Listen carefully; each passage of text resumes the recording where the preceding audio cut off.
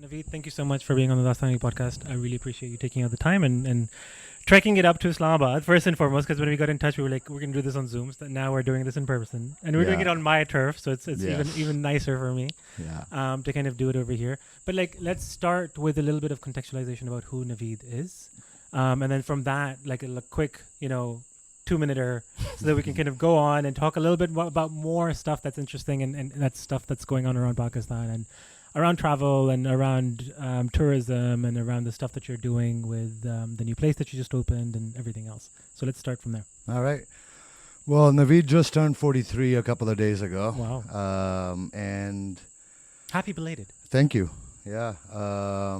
I just turned 43. I have been working all kinds of jobs since I was 16, actually. So I've lost count of how many jobs I've held, starting from that kid you see at the ice cream shop, scooping ice cream into thousands of cones every day, to when I moved to the U.S. and started doing odd jobs, waiting tables, and eventually graduated to managing the floor. Eventually spilled coffee on an old couple who turned out to be the owners of Marriott, a franchise of Marriott in Seattle. Wow. Who then offered me a job. Dude, you know what? Something like that's happened to me as well. No way. I was at a party in Dubai one time, and I was actually saying, your website is shit, and I was complaining about a company. Yeah. And all of a sudden, it turned out to be the CEO of that company. And I was like, oh, my God, I need to run away from here right now. And instead, what he did was he gave me his card, and he's like, come meet me tomorrow. Nice. It's really weird how sometimes that Exactly. works in life. Well, I spilled coffee on the wife. They were both about late 50s, early 60s. My manager, this is Denny's in Seattle. Yeah. My manager had just put me on a shift because he was short. I wasn't ready yet to carry hot liquids or any liquids for that matter. And I was so nervous. As soon as I got to the table, I bent over without balancing the tray. And this entire mug of hot coffee went straight on the woman's lap. Rookie mistake, man. And this guy fired me. And the lady yelled at him and said, it's your fault. He's obviously not trained yet. And that's okay.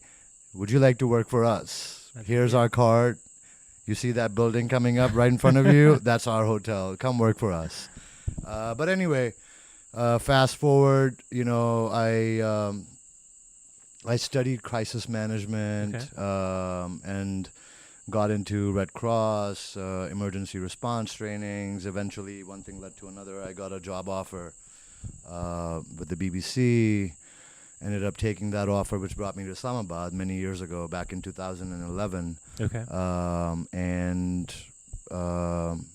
It was the Army Public School attack in Peshawar. That evening, I turned in my resignation because by then I had seen a lot of crises and just bad stuff. And I served my 2-month notice. I rented a house in Hunza. Yeah. And I moved up, and by the end of that time in Hunza, where I was just exploring, it was just me, my dog. We were just exploring, doing as many treks as possible, meeting all kinds of new people. One day I get an email from a guy, actually a Facebook message, asking if I would be willing to take his friend on a tour to all the places I've been to, because this guy loves all of the photos he's seeing of mine. Where was this? Oh, on Facebook. On Facebook. Got it. I didn't know who this guy was. I was also not on Facebook that much at that time. I had just started Facebook when I quit BBC. And this guy turned out to be Humans of New York, Brandon Stanton. No way. I had already agreed to doing it before I knew who it was. I took him up, didn't realize what a big deal he was. And when we came back down from Hunza, we were staying at my old place in Islamabad. And he's like, Naveed, since you're now setting up a tour company, I'd like to do a little thank you note on my page for you. But before I do that, I want you to be ready for it, because you'll get hit by a lot of people. Yeah. And so that day I came up with my Facebook page, my Instagram, just so I was ready. This is what year is this? This Just is to kind of 2015. 15, so 6 years Yeah. ago. Okay, so Yeah. Instagram is becoming a thing now. Facebook is quite I big. mean, it was already a thing. I was just not on it. Okay. Right? It's coming a thing for Yeah, you. for me. And yeah, so that's how Hunza on Foot started. It was supposed to be a blog, by the way. Okay. Just like a blog telling people where to go, where to stay. It's like, a travel guide. But when that happened with Humans in New York, I had to quickly set up Kind as a of, tour yeah. company. And then I started doing very small, manageable size tours. And now, fast forward 6 more years, we've branched out from Hunza to now a lot of trips happening in Baltistan. Okay. We've started paragliding Nice. and some In the boonies. in the boonies. Yeah, we're talking now about doing some wildlife stuff in Chitral. Okay. So now, yeah, and now I'm also into bed and breakfast. I now just opened up my second place, which happens to be in Shigar, and with plans that we're gonna start the third location in Chitral next year. Amazing. Yeah. Okay, so a couple of things from what you just said that like come out to me that I'd love to kind of go a little bit deeper on. One, social media and how it's affected you and how it's affecting tourism generally. I think in Pakistan is a massive kind of macro thesis that's like very interesting to kind of look at. Like Yeah. when we see, like, I mean, I first traveled, I think 4 years ago. I went to Right. Hunza. That was the first time that I ever went. I went, I was in Islamabad for some time. I just randomly booked a random bus and with like 8 strangers. Yeah. I had never traveled alone in Pakistan, and this was like completely off the track for me. And I booked, and I went to F6 Market and got into this bus when I'd broken my back as well, and got into a bus, and I was off to Hunza for, I think, 7-8 days. That was my first kind of recollection. Horrible drive up, beautiful scenery. The hotels were so and so, Yeah. but like looking at the PTDCs and the availability of rooms back 4 years ago to what Right. it is today, and how tourism's kind of come up. One, I'd love to kind of hear your thoughts on the last 3-4 years with a lot of people coming in, and then if you could kind of talk about it alongside the social media thing. But I mean, I didn't know that the Humans of New York guy, Brand San, was like one of the first people that came with you, because It like, was the first. I yeah. mean, that's huge. That's like Yeah. right away you're being just like thrown off Thrown the in cliff. the deep end. Yeah. You're thrown off the cliff because usually, like, you kind of you set up, and then every once in a while you get a couple of people and you build a brand. This is someone who has so much authenticity and so many people looking up to him. Like anything he says, a 1% conversion rate on that is going to be huge. Yeah. So how do you see that affecting like the smaller tour groups that are coming here? How do you see that affecting the tourism kind of industry in Pakistan? And what do you think about social media and how it's like, how you, because also the way you look at it and the way that you work, I mean, you're doing this live thing right now. That's something that you've been doing for some time now. So how do you look at that? And then the other question around tourism. Well, it started off great. It started off as a tool to just put out great information, great, just like, kind of like an ambassadorship to the rest of the country and the world of what they're missing out on in Pakistan. It started off great. I was able to post photos. Back then, being an influencer, vlogger, YouTuber, Instagrammer was not a thing. Yeah. Back then, Instagram was, to me at least, an app where I could just, share my favorite moments with people that thought my account was worthy of their follows, right? And it started very slow, very small. And eventually it became a thing that I just despised. Like, I have now stopped posting photos. I think I just posted my first in months 2 days ago. Okay. After months of not posting anything. I do a lot of stories because they expire after 24 hours. So that to me is still like, okay, I'll post something. People that see it, they see it. The ones that don't see it, oh well. What I see happening now with social media is there's a lot of bad information being put out there, or there's a lot of information without a lot of foresight or thought into it. So, let's say I go to a place, I take a photo, I post a photo, that's fine. But what I put in there as a caption could make it or break it, right? I'll give you an example. A lot of international travelers, YouTubers, Instagrammers have started coming to Pakistan as of a few years ago. I know a couple that have come here and posted things. For example, this guy who claimed to have walked all of this region on foot. I know he didn't, because I was kind of with him for at least 2 days where he drove. But, you know, he took one sign on the side of the road that said, "Down with Israel, down with USA." Not, "Hey, I'm down with this USA," but down, right? And he took that photo and he posted it on his social media and the TV show, which created such a bad image for Pakistan. And he made it sound like there were people chasing him, and he had to run for his life. That's just one example. Okay. Then there's a lot of tour groups now that are just coming up on social media. There are social media tour groups. Most of them are not registered, licensed tour operators, and they're not even trained. So alpining, they don't know what they're doing. So no safety precautions. Rescue, they don't know. First aid, they don't know. So basically, you tomorrow could open up an Instagram account or a Facebook account with a catchy name, Adventure Pakistan, Travel Pakistan, whatever, and put out a tour post saying, "We're taking you from Karachi, Lahore, all the way to the China border for 20,000 rupees. You are bound to sell out, right? You'll take 20 people. No one cares if there's an accident. No one cares if you don't know how to treat that accident. If a guy like breaks his leg by a fall, you don't know what to do because you're just some random dude, college dropout who now has a tour company that's not registered." So yes, there's a lot of great potential for social media, but now it's given birth to a lot of problems in the north. Also, like now I feel bad if I post a photo, and if I market it too much, all kinds of people will go there. Yeah. And they'll leave trash. They won't respect the place. They'll smoke up. They'll drink. They'll party. I will be blamed. I have been blamed for a lot of this in the past, where I was told when I came back that, you know, because of you, X amount of people started coming here and they don't respect us. They don't respect our culture. They play music really loud.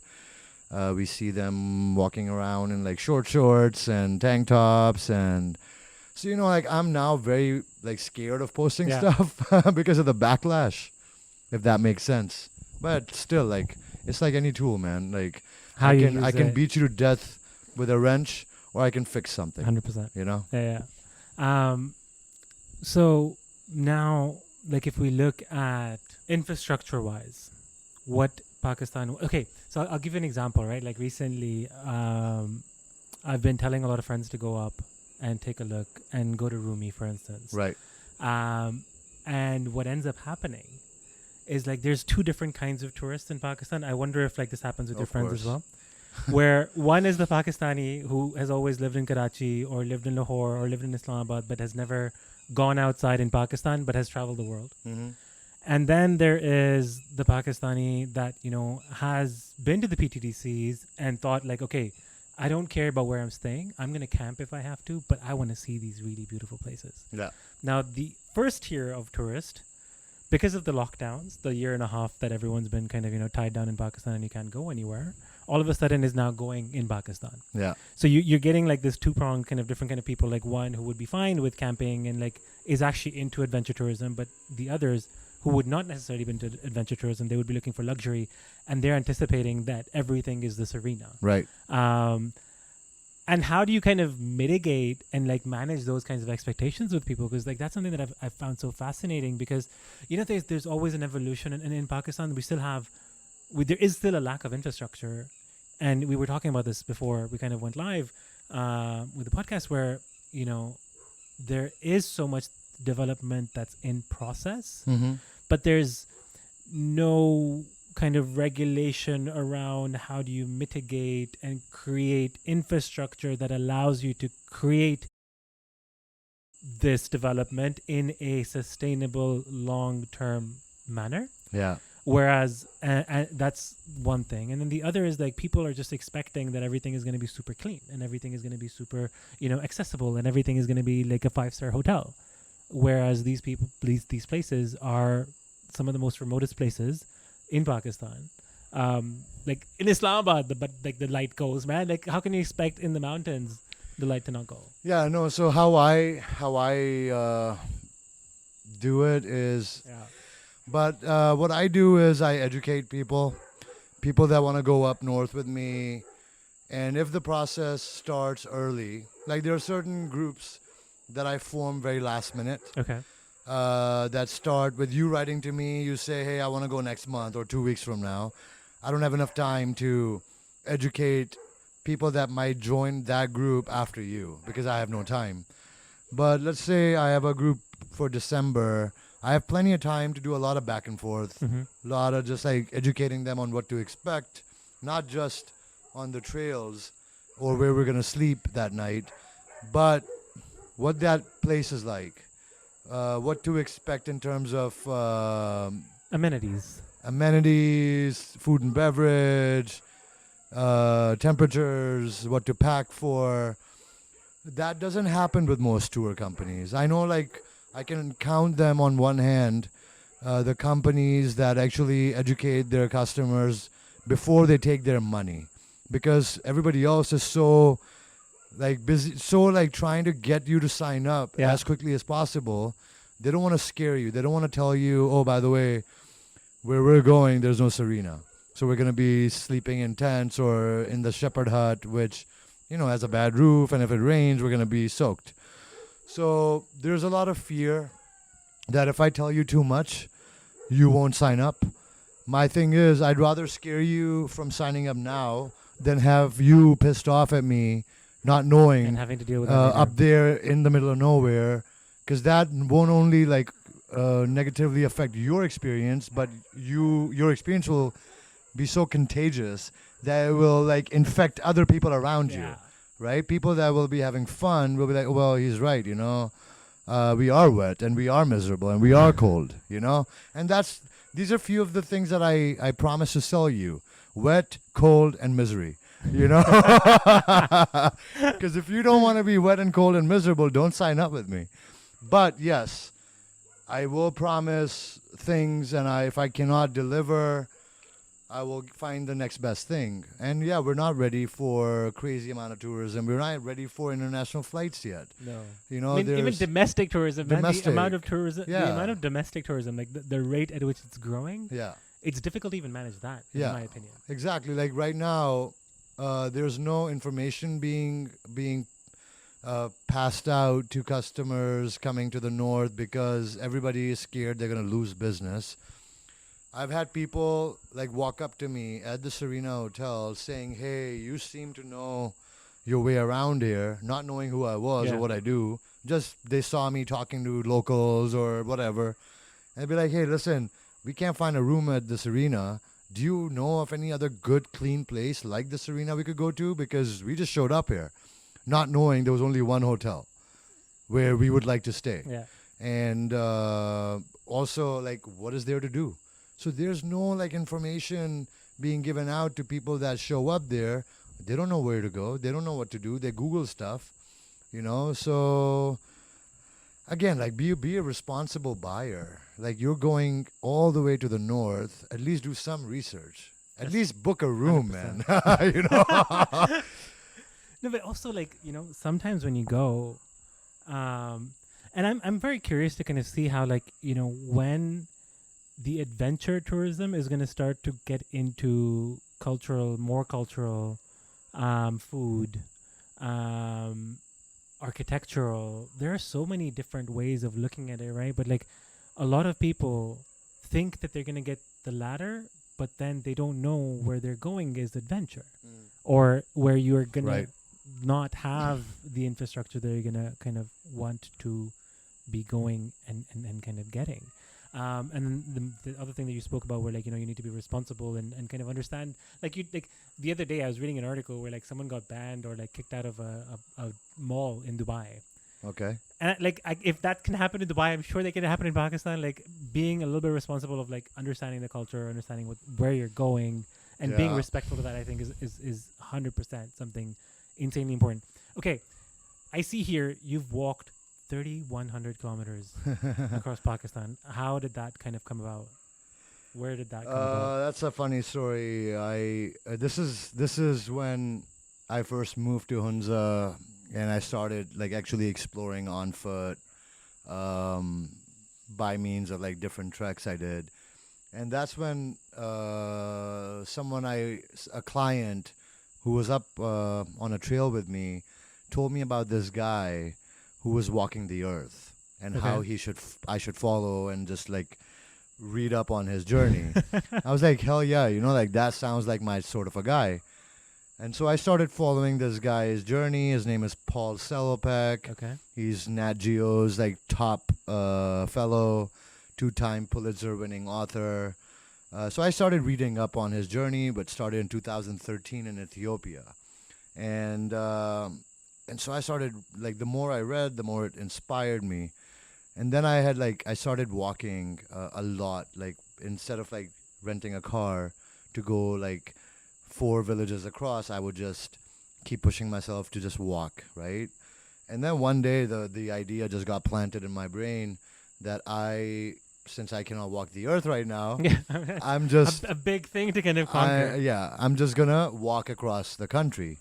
And that, I sat with that idea for like 2 months, 3 months almost, until one day I just realized that I'm never gonna do it until I post it on my Instagram and my Facebook. Getting And so someone I to- just one morning I made myself a cup of coffee and I went on my Instagram. I'm like, I've decided I'm going to start walking on this date, October 1st, 2016, from Khunjarab, and I'm gonna try and reach Karachi coast by New Year's Eve. Okay. And since it was on social media, I had to do it. And yeah, so October 1st, I started walking. It took me 91 days. I reached Karachi literally New Year's Eve. Oh, so you timed it well. Yeah, I mean, I had to really like push myself.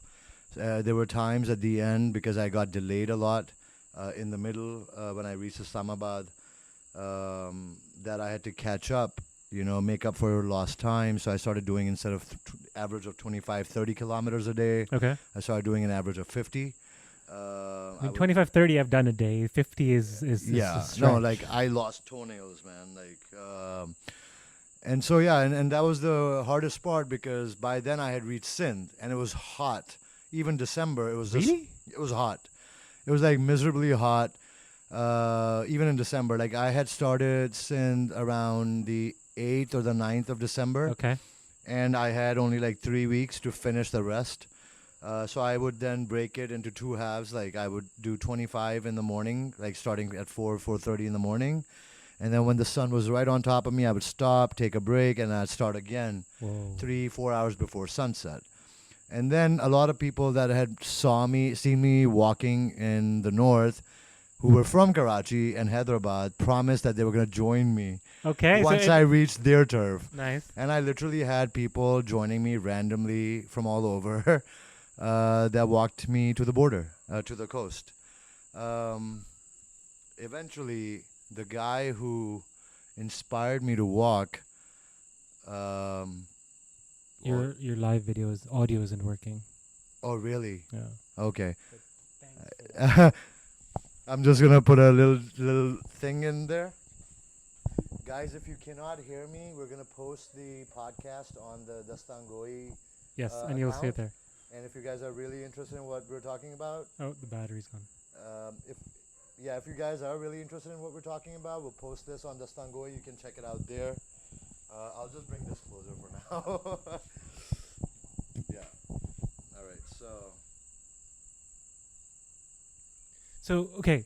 Not selfie mode though. Yeah. All right. So, and yes, my mom is trying to jump in here, like I told you. The other, I mean, like, when you're going through that whole walking process, like, have you heard of this El Camino? Yes. Was that part of your research? No. Well, it was Because it's walking itself is a very meditative process. It was part of my research in the sense that I started preparing myself, not physically but mentally, and Okay. I started reading up a lot on long journeys on foot. And one of the things I read up a lot on was the El Camino. That whole Spain to Italy and Italy to Spain walk. what I found different was, and then I spoke to my big brother about this because he wanted to do that walk with his wife, and then The Camino. eventually, yeah. Okay. What I realized, and then I met somebody, this Italian diplomat in Islamabad, who had done that walk twice. No way. And we compared notes. And what we both realized was so different about that walk and this walk was, it was a very non-commercial walk. That is such a commercial walk that you there get a lot are of people there, I would assume. there's a lot of people on your trail, but also there's like hostels every stop, every night. Okay. Infrastructure. Infrastructure wise, it's meant for that walk, right? So it's like a pilgrimage journey that you take, and it is set up for people on foot to rest every night. Yeah. There were times when I had to sleep in drains, inside dried up drains, because it was pouring down rain and there was no place to stay. And I found out that the gutter was cleaner than where I would have to sleep that night, you know? And so anyway, but that walk, after I finished that walk, and I told myself I'm done walking. 3 months walking in Pakistan is not easy, bro. Dude, I would want to hear some of the stories that came up, like the people that you would have met. I mean, yeah, amazing people I met. I've met people on that trail that like city folk don't even come close to. But after I finished that walk and I thought I was done walking, I got an email one day from Paul Selopek, the guy who inspired me to walk, who had read an article about my walk and told me that he was about to start applying for his Pakistani visa, that he was in Badakhshan at the time, and that he was waiting for his Pakistani visa, and he wanted to know if I'd want to walk with him. Wow. And of course, like, you know, your like idol, although new, but the guy who inspired you to take such a massive challenge has just asked you to walk with him. Of course, I said yes. And so 2017, September 22nd, 2 days before my birthday, I trekked up to the Irshad Pass, Wakhan Corridor, and Paul Selopek and Matthew Paley I went and I received them on the top of the Irshad Pass. No way. Well, a little before the top because we got hit by a really bad weather front. And so, yeah, I met Paul and Matthew on that top, and we started our walk down from there, and we walked all the way to the India border, 6 months. It was longer, twice as long and half as long, as in like distance-wise. But because Paul was doing slow journalism, he was writing a book. There was a lot of, you know, like stopping and, yeah, doing a lot of stories with Paul. But so, yeah, now I've walked twice across the country almost. I'm looking forward to one day being able to walk across, you know, covering Balochistan, KPK. I mean, Matthew just did a walk across Balochistan recently. Yeah. So he did the whole Lahut thing. Yeah. And he covered that. That was insane. Yeah. And then right now he was just here with his son. Yeah. And they were trekking around. So the I met his family long time ago, even before my walk. I met Matthew, and then I found out that Matthew was going to be joining Paul on his walk from Badakhshan to the Pakistan side of Wakhan corridor. And then he left. He was just there to cover the Wakhan. Yeah. Yeah. That's amazing. Yeah. Man, but like things like that is like when you start thinking about like, did the walk have any meditative or spiritual kind of underpinnings for you? Or was this purely like you got inspired and you wanted to kind of go ahead and do this? Say again. Did sorry. you have any meditative or spiritual kind of reasons also for wanting to do this? Or No. whilst you were doing this? No. I was not prepared. It was a very spiritual journey. It ended up being that way at the end, but it is not why I did it. It was just a physical challenge. I wanted to know if I could do it. I'm going to download this. Yeah.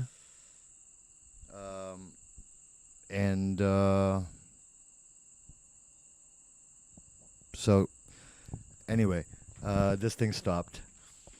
But anyway, it was not meant as a spiritual journey. It was just like, okay, this guy can do it. He's 63 years old. I am 38, 39 back then. I'm like, if he can do it, I'm almost half his age. I better be able to do it.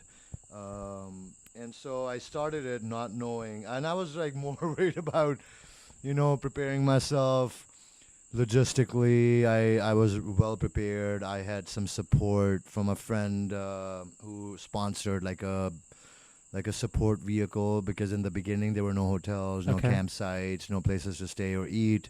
And I was a little worried because I came from BBC background where I was like always paranoid. I always like thinking of the worst of people.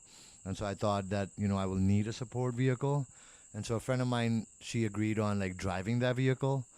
And another friend who owns like a whole school system, he wanted to sponsor my walk. I was like, don't sponsor the walk, just give me a backup vehicle, a 4x4. And so I had support, but then I realized very quickly I didn't need it, because the most dangerous places are those places that took care of me the most. Like, I you know, love how- people talk about Chilas and Yeah, Kohistan yeah, and yeah. how dangerous it is. And then people tell me about like interior Sindh, and that there was going to be like, dakus after me, the dacoits and robbers, and like people are going to kill me. People are going to be like, you know what, you're crazy, better have life insurance. At least like your family will make some Yeah. money from your craziness. And you know what, man, like I was afraid. Like I said, I used to be in a job that only went after the worst news. There's a saying in journalism, if it bleeds, it leads. Yeah.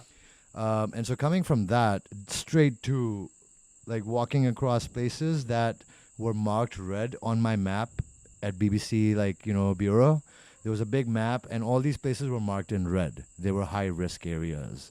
And these people, I'll tell you just one quick story you wanted to know.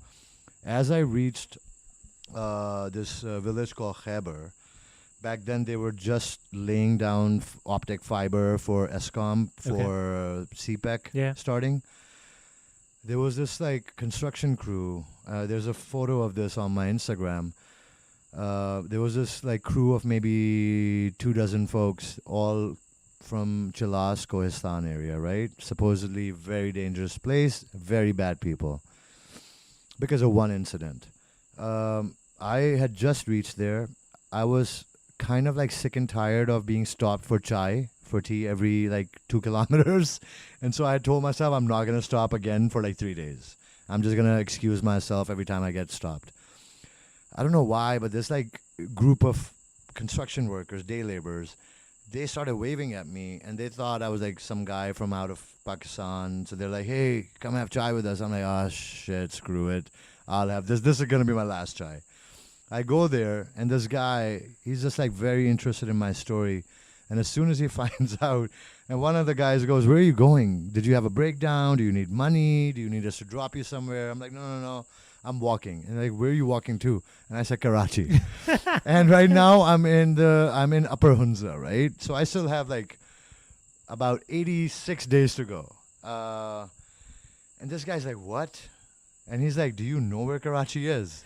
I'm like, yep, I'm from Karachi. He's like, and you're walking there? I'm like, yep. He's like, are you okay? And this one guy, after they found out why I was walking and what inspired me, this one guy, he was probably like 22 years old, big, muscled guy. He goes, boss, I'm quitting my job. I don't want this life anymore. And this guy's going to get killed on the way. He's going to get mugged, robbed, killed. Something bad will happen. He doesn't know what he's doing. I'm quitting my job. I'm walking with him. I'm going to make sure he reaches Karachi safe.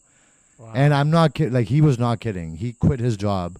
I had to like force him to stay where he was. He went into his servant quarter, like his quarters, packed up his bag, came out. That's when I realized he was serious. I was like, dude, you're not walking with me. This is a solo walk. I don't want you there. And then he's like, listen, when you get to Chilas, here's my brother's number. Call him. He's going to take care of you. If you need anything, food, place, shelter, whatever, he will take care of you. And I did. Like, as I got to Chilas, I called him. And this guy was waiting on the road for me. No way. And they stopped me for like 5 days. They didn't let me go. So they did kidnap me. but only to attend their sister's wedding. And they fed me, they tortured me with food, they kidnapped me, gave me the best hospitality. And then they walked with me for 2 days until I got out of Kohistan. Wow. So, like, there's just like dozens of stories like that. The everyday Pakistani is so hospitable, kind, selfless, that I was intoxicated, bro. Like, I didn't want it to end. That's insane. Okay, I want to ask you something. I mean, you've been speaking about walking and trekking. What was your first trekking experience? Like, what started it all?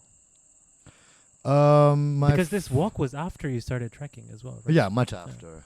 My first trek in Pakistan was when I first quit BBC, and it's another funny story. I was I had just rented a house from this guy who owns a bunch of hotels in Hunza, and his house was just kind of just sitting there empty. He lives in Saudi. And so I rented his house. I was really happy there, but there was no, like, the bathroom wasn't working at the time. So I was like trying to get the plumbing done. So every morning I'd wake up and I'd go all the way to, I'd hike up to main Karimabad Road just to use the bathroom. And then I'd go to Cafe de Hunza for my morning coffee and breakfast. And one day I'm like sitting at this friend's hotel, Hilltop Hotel in Hunza. And there's this like group of Koreans in the next table, and they're having breakfast and they're talking about their trek, and the owner of the hotel is like, oh, you should like become friends with them, they're really cool, go, they're here for a week, they go on treks every day, you should go with them because you just sit there alone. I'm like, cool. So I joined this group of like 3 or 4 guys. You just sit there alone. I'm like, cool. So I joined this group of like 3 or 4 guys, 2 girls, 2 guys, and I quickly developed a major crush on one of the girls. And I'm not prepared for this trek, right? I have not trekked in years. With the BBC, like, I got fat. I got fat and lazy. And so here I am, like, trying to impress this chick. And she goes, we're going to Rakaposhi Base Camp tomorrow morning. You should come with us. I'm like, yes. What time? Like, we're leaving at 5. I'm like, I'll be here at 4:30. So I go with them. We start this trek. And I didn't realize, but they had done that trail twice before. Oh, wow. And they were there for the 3rd time to beat their time record. Oh, my God. From the first 2 times. Okay. They did not take a single break on that entire trek up. And I don't know if you've done Rakaposhi Base Camp, but it's entirely uphill. There's no like, oh, you'll walk upwards for 1 hour and then like it'll flatten out. No, it's just like climbing up, right? I was spent, like, when I got up there to the base camp. You did make it. I made it for the girl. I made it for the girl. Love makes you do crazy things. And I mean, coming down was even worse, like, because it's steep and your knees and ankles take a beating. So I went up. We didn't stop. There was no like, oh, we're going to enjoy the view. No, because this was a timed thing. So we sped up there and we sped down. And then they invited me to join them for dinner. I'm like, I'm scared. I don't know what else you guys have in store for me, but I'll do it for love. And we get there, and then she tells me that she's married. And that, she knew that I had a crush on her, and that is why she wanted me to do it, because it was funny. And, yeah, man, like, that was my first trek in Pakistan. Before that, I had done a hike with a group of friends and my brother back, like, when I was still with the BBC. We had gone to Hunza. That's when I first developed a crush for Hunza. Before that, I did a couple of short hikes in California, some in Italy. I did the Mount Etna hike. But yeah, I've always been a nature boy. I love the beach because I am from Karachi. That's in my DNA. I love the ocean. But, I do with whatever nature I can get. Right now we're sitting outside in your deck, and I'm loving it. Usually you get the Margla Hills, but currently you just get trees. Okay, so now I kind of want to go into what you're doing now. And I want to kind of get in your creative process. Like, I mean, when you think about creating treks or creating new activities or the places that you're opening up, what's your creative process in thinking through what is it that you want people to experience? What is it that you want people to kind of go home with? Like, what's that, that inner feeling that you're trying to create with everything that you do? I've now kind of deviated from the original plan. There was no plan really. Like all of this just happened out of the blue. Starting a tour company, whatever. Like that was not even a plan. Like I had no plan when I quit BBC. I had zero plan, and now I've sort of become a very spontaneous person where I'll go with the flow. I'll do what feels right. And while I was on that walk with Paul Selopek, and by the way, like if anybody wants to follow that journey, that's Out of Eden Walk on National Geographic. And while I was on the Out of Eden Walk with Paul, one night we were sitting in Pasu in this like winter pasture called Khurramabad. And we were staying overnight in a shepherd hut. Okay. And we were just like getting ready for dinner. And it was a beautiful location, completely isolated, beautiful structure, but not maintained at all, falling apart. And just like small talk with Paul, I was like, this would be such a cool place to stay if they would just fix it up, maybe add some solar power here, comfortable bedding. I mean, this is a great shelter, and it's like made of all locally sourced material, mud and stone and wood. It has so much character, and the place is beautiful. There were apple trees outside, and so Paul and I just started talking about this, and then we started comparing places like this in other countries like Peru, where they use shepherd huts for bed and breakfasts. No way. Yeah. And Nepal has tea houses, Peru has shepherd huts. I was like, man, like I can't even tell you how many shepherd huts I've seen in my time here, right? And so that planted the seed. And so Paul's like, you should do it. I was like, you know what? I'm gonna do one. And so that's how this whole thing started, where I'm like, okay, I'm gonna start converting shepherd huts that I love, that I've stayed at, my clients have stayed at and loved, and try and just do one pilot and see if I can find funding for more. And so that's what I did. I used a friend's shepherd hut up in a place called Yashpurt, which is across the Batura Glacier. Okay. It's a 2-day journey on foot to get there. There's no like road access. And that was the idea, to provide comfortable, safe housing for adventure travelers, not for vehicle travelers, vehicle tourists, motorized tourists. Yeah. And so I did the first one. I put out a call on my Instagram for support, like volunteer support, not money support.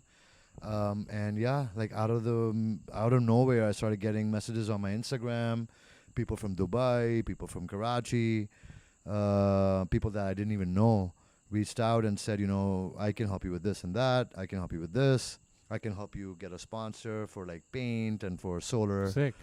And then, the most beautiful part about that one was that the entire community of Pasu helped. Like, they didn't charge any money to help, like, convert the place, right?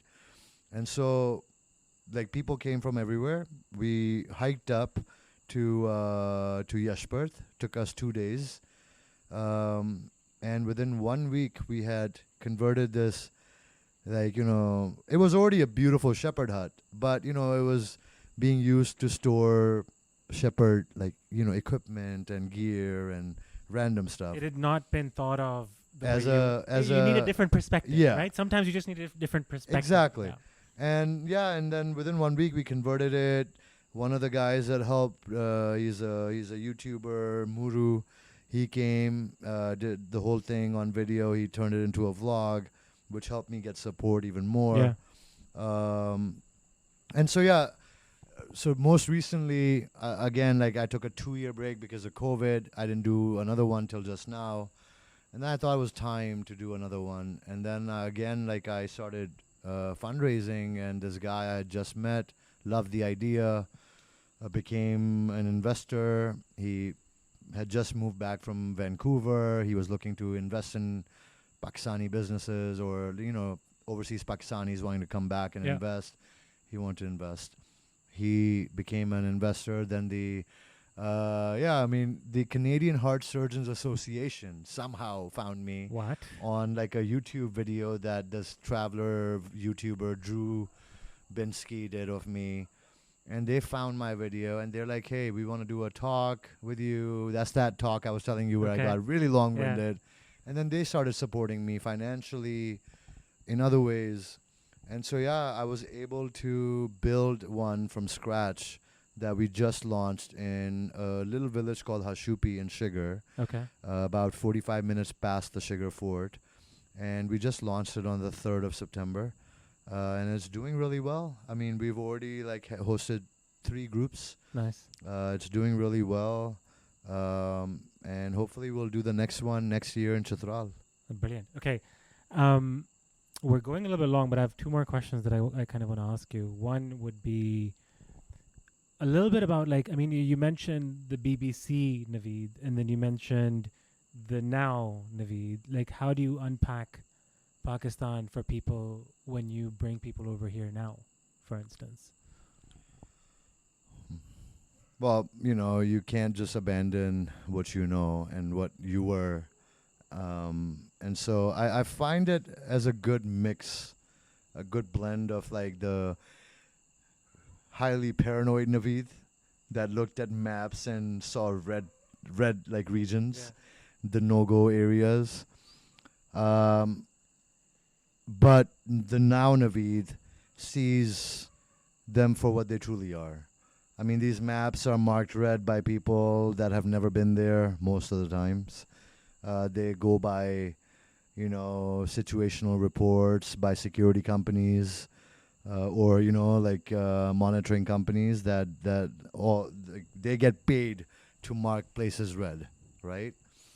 The now Naveed now knows better, and although I'm very careful with how I plan things, I do risk assessments because that's what I've been trained to do. I do risk assessments for all of my itineraries, and they're not all risk assessments of crime and terrorism and security lapses, but they're also risk assessments of trail safety and how to pack and what type of injuries and illnesses to watch out for, altitude, sickness, or a fall on a bad trail, or how to pack, what medicine to bring.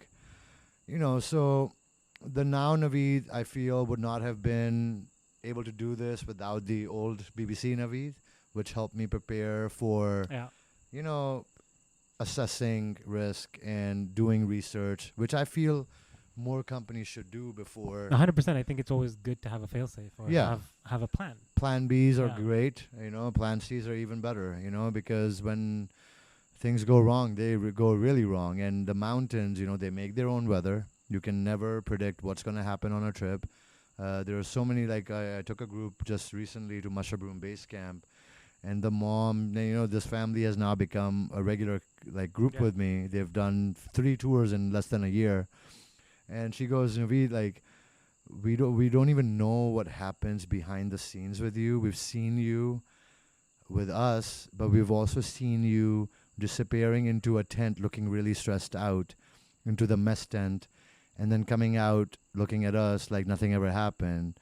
So we wonder what happens behind the scenes. And I told her, I said, there's so much that happens that could destroy your experiences. And it's all about just preparing for it beforehand and making sure that if something does happen, you're prepared for it.